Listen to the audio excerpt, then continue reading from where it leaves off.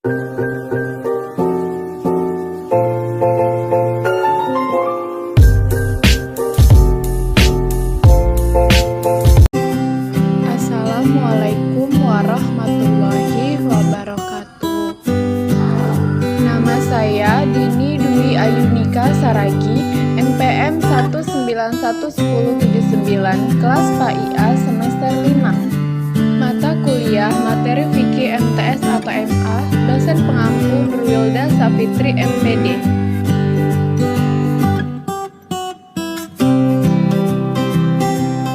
Baik, di sini saya akan menjelaskan tentang pengertian jual beli. Pengertian jual beli secara etimologis, jual beli menurut bahasa berarti al-bai, al-tijarah, dan al-mubadalah atau berarti menukar atau mengganti sesuatu dengan sesuatu. Firman dalam surah Al-Baqarah ayat 275 yaitu allazina yaquluna riba la yaqumuna illa kama yaqumul ladzi yatahabbatu hussi syaitanu minal mas. Dan artinya, orang-orang yang makan atau mengambil riba tidak dapat berdiri melainkan seperti berdirinya orang-orang yang kemasukan syaitan lantaran atau tekanan penyakit gila.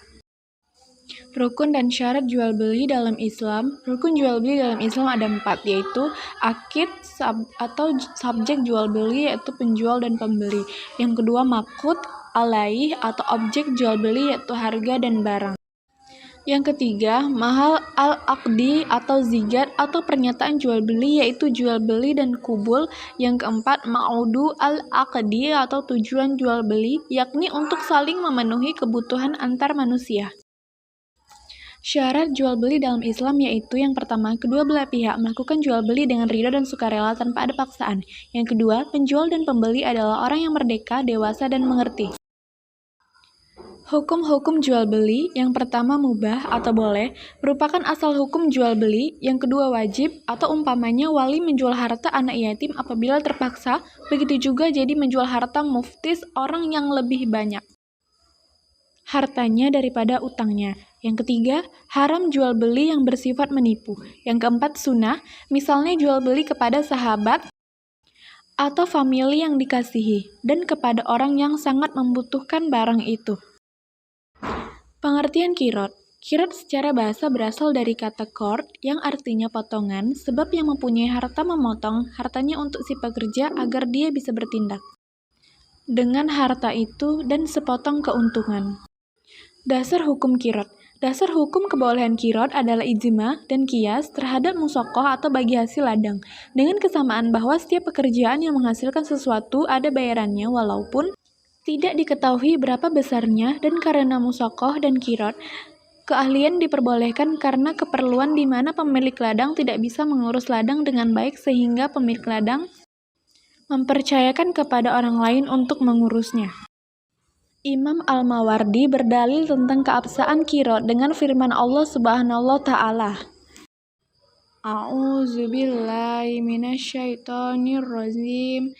Bismillahirrahmanirrahim. Laisa 'alaikum junahun an tabtaghu fadla rabbakum fa'iza afaztum man arafatin wazkurullaha 'indal mas'aril harami wazkuruhu kama haddakum wa in kuntum man fablihi laminad da'alaina. Dan artinya, bukanlah suatu dosa bagimu mencari karunia dari Tuhanmu. Maka apabila kamu bertolak dari Arafah, berzikirlah kepada Allah di Masy'aril Haram, dan berzikirlah kepadanya sebagaimana Dia telah memberi petunjuk kepadamu, sekalipun sebelumnya kamu benar-benar termasuk orang yang tidak tahu. Rukun dan syarat kirot. Rukun, sigat atau ijab dan kabul. Yang kedua pemilik dan penerima modal, syaratnya dewasa, sehat akal, dan sama-sama rela. Yang ketiga modal atau harta, syaratnya harus diketahui secara jelas jumlahnya baik pemilik oleh pemilik maupun penerima modal. Yang keempat pekerjaan, jenis pekerjaan ditentukan sendiri oleh penerima modal sesuai bakat dan kemampuannya. Pemilik modal perlu mengetahui jenis pekerjaan tersebut. Yang kelima, keuntungan. Besar atau kecilnya bagian keuntungan hendaknya dibicarakan saat mengadakan perjanjian. Misalnya pemilik modal memperoleh 40%, sedangkan penerima modal menerima 50%. Macam-macam kirot. Kirot dapat dilakukan oleh perorangan, dapat pula dilakukan oleh organisasi atau lembaga lain dengan nasabahnya. Dalam kehidupan modern, kirot dapat berupa kredit, canda kulak, KPR, dan KMKP. Kredit canda kulak ialah pinjaman modal yang diberikan kepada para pedagang kecil dengan sistem pengembalian sekali dalam seminggu dan tanpa tanggungan atau jaminan. Biasanya kredit canda kulak dilakukan oleh KUD atau Koperasi Unit Daerah. Kredit jenis itu bertujuan untuk membantu masyarakat kecil agar dapat memiliki jenis usaha tertentu. Misalnya berjual makanan ringan, membuat tempe kedelai, atau usaha lain yang memerlukan biaya relatif. Yang kedua, KPR atau kredit pemilik rumah. KPR atau kredit pemilik rumah bertujuan membantu masyarakat yang belum memiliki rumah. Bank menyediakan fasilitas berupa perumahan dari yang bertipe sederhana hingga mewah. Masyarakat yang berniat untuk memiliki rumah tersebut diwajibkan membayar uang muka yang besarnya bervariasi, sesuai dengan tipe rumah yang diinginkan. Selanjutnya, pada jangka waktu tertentu, orang itu membayar angsuran sesuai dengan perjanjian yang dibuat kedua belah pihak. Dengan demikian, diharapkan masyarakat tidak terlalu berat untuk memiliki rumah. Yang ketiga, KMKP atau kredit modal karyawan permanen. KMKP, kredit modal karya permanen, dilaksanakan baik oleh negara maupun bank swasta. Pada saat ini, kredit jenis ini sudah tidak ada. Yang ada sekarang adalah KUA atau kredit usaha kecil. Kredit ini hanya melayani masyarakat yang sudah mampu sehingga lebih bersifat pengembangan usaha yang sudah ada. Oleh karena itu sasaran yang dibina juga terbatas. Hikmah kirot. Membantu kaum yang lemah, yang tiada modal namun mampu menggunakan modal untuk suatu usaha yang hasilnya bias dipetik oleh kedua belah pihak. Menyenangkan kedua belah pihak, pihak pemilik modal bias mendapat keuntungan dari modalnya. Pihak yang menjalankan modal mampu mengembangkan usahanya lebih maju.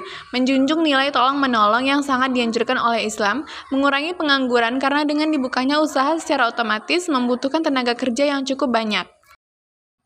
Pengertian riba. Menurut bahasa, riba berarti bertambah, sedangkan menurut istilah syar'ah, riba adalah tambahan pembayaran tanpa ada ganti atau imbalan yang disyaratkan bagi salah seorang dari dua orang yang mengadakan transaksi. Contoh praktik riba, Sania meminjam uang kepada Laila sebesar 1 juta untuk modal usaha. Laila bersedia memberi pinjaman dengan syarat Sania mengembalikan pinjamannya sebesar 1.100.000 karena terpaksa Sania pun menyetujui syarat itu. Itulah contoh praktik riba. Apa hukum melakukan riba? Riba itu hukumnya haram, bro. Dalil diharamkannya riba diantaranya firman Allah Subhanahu wa taala, wa ahalallahu ul-bai'a wa harrama ur-riba. Dan Allah telah menghalalkan jual beli dan mengharamkan riba. Quran Surah Al-Baqarah ayat 275. Yang kedua, hadis Nabi SAW, Anjabari radhiyallahu anha qala la'anna Rasulullah sallallahu alaihi wasallam akila rabba wa maukilahu wa qatiyahu wa syahidaihi wa qala hum sawa'u. Artinya, dari Jabir radhiyallahu, ia berkata, Rasulullah SAW telah melaknati orang-orang yang memakan riba, orang yang menjadi wakilnya atau orang yang memberi makan hasil riba, orang yang menuliskan, orang yang menyaksikan, dan selanjutnya Nabi bersabda mereka itu semua sama saja. Hadis riwayat Muslim. Apa saja jenis riba itu? Macam-macam riba. Yang pertama, riba fadli. Riba fadli yaitu tukar-menukar dua buah barang yang sama jenisnya dengan mensyaratkan suatu tambahan sehingga ada pihak yang dirugikan. Contoh, 1 kilo beras ditukar dengan 2 kilo beras, 1 liter madu ditukar dengan 2 liter madu. Yang kedua, riba kordi. Riba kordi yaitu dalam utang piutang dengan syarat ada keuntungan atas bunga bagi yang mengutangi. Contoh, utang 90.000 harus dikembalikan 95.000, jadi ada lebihnya 5.000. Yang ketiga yaitu ribayat. Ribayat yaitu bila meninggalkan tempat, akad jual beli sebelum serah terima. Contoh, seseorang membeli 1 kilo beras, setelah uang dibayar maka si penjual pergi, sedangkan beras jualan dalam karung belum ditimbang cukup atau tidaknya, atau belum ditimbang terima. Yang keempat, riba nasi'ah. Riba nasi'ah yaitu riba yang terjadi karena adanya tambahan pembayaran hutang. Contohnya, seorang menghutangi uang dalam jumlah tertentu kepada orang lain dengan batas waktu tertentu, misalnya 1 bulan atau 1 tahun, apabila lewat akan dikenakan bunga. Terus, apa sih bahaya riba? Yang pertama, bagi jiwa manusia, 1. Menumbuhkan sifat egois, 2. Menghilangkan perasaan sosial, yang ketiga selalu harus mengumpulkan harta. Bagi masyarakat, yang pertama, 1. Melahirkan permusuhan, yang kedua menghancurkan kasih sayang, yang ketiga menumbuhkan benih kebencian. Yang ketiga, bagi ekonomi, yang 1. Melahirkan kesenjangan sosial, kedua segelintir orang memiliki harta, yang ketiga berlimpah tapi yang lain miskin. Jadi, bagaimana cara menghindari riba? Menghindari kegiatan riba, berikut syarat-syarat jual beli agar tidak menjadi riba. Yang pertama, menjual sesuatu yang sejenis ada 3 syarat, yaitu yang pertama, sama jumlah timbangan dan banyaknya, yang B, dilakukan secara tunai, yang C, akad sebelum meninggalkan majelis akad. Kemudian, menjual sesuatu yang berlainan jenis ada 2 syarat, yaitu A, dilakukan secara tunai, B, akad sebelum meninggalkan majelis akad. Apa hikmah diharamkannya riba? Hikmah diharamkannya riba antara lain, yang pertama, terhindar dari sikap serakah, yang kedua, mencegah permusuhan, yang ketiga, menumbuhkan sikap saling menolong sesama, yang keempat, mencegah munculnya mental pemboros, yang kelima, menghindari perbuatan zolim. Demikianlah hasil video dari saya. Jika ada kata-kata yang salah, mohon dimaafkan. Kepada Allah saya mohon ampun, lebih dan kurang saya mohon maaf. Wassalamualaikum warahmatullahi wabarakatuh.